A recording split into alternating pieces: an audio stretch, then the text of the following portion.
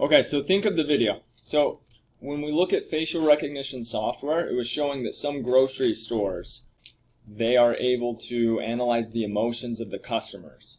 And then that way they know if this customer is like happy in this area, and like that's a pattern, like more customers are happy in this area, the way that we've set everything up, the display is nicer, it's better. We should keep doing these types of displays compared to this other part of the grocery store where the customers look like sadder or they look more frustrated or agitated.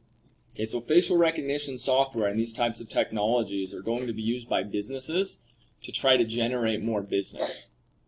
They're going to try to attract customers into their stores through facial recognition software.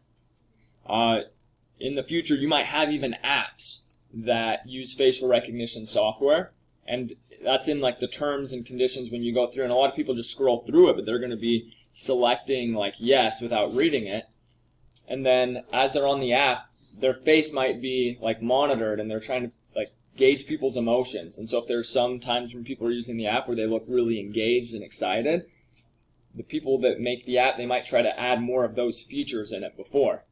Okay, and remember the video also talked about facial recognition software. You have authoritarian countries who can use that to monitor if citizens are protesting. And then if citizens are going to protest, they're going to then crack down on those specific citizens.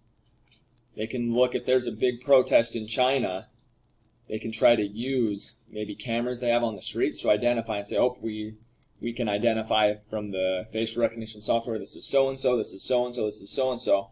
And they might be able to go and get them at their house or at their work later, where without the facial recognition software, it would be more difficult for a government to do that. So that's one of the things that's kind of crazy with some of this technology, is that those who make it and those who own it, they can allow authoritarian countries to use it in a negative way. Just an example, do you all know what Twitter is?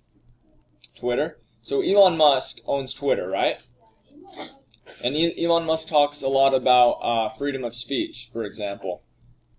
One thing that Elon Musk will do, though, if you have a leader in another country who's more authoritarian, they will let that leader like censor what is being posted on like Twitter by people in that country. So let's say if you have like a leader in, let's say hypothetically the leader of Turkey doesn't like what people are posting on Twitter, like Elon Musk, in order to get Turkey to continue to use Twitter, he will go in and like he'll have his workers like remove comments from people in Turkey. They'll censor certain people.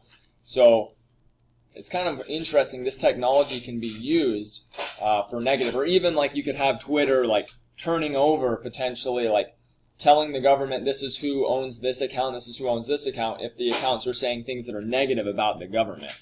So yeah, technology, it can kind of be like a double-edged sword. It can be used sometimes positively, but also can be kind of dangerous in the future.